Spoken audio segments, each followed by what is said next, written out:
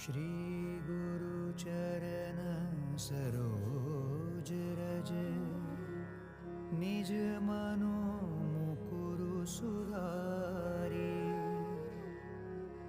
बरनाउँ रघुबर बिमल जसु, जो दायकु फलचारी। बुद्धिहीन तनु जानिके, सुमिरौ पवन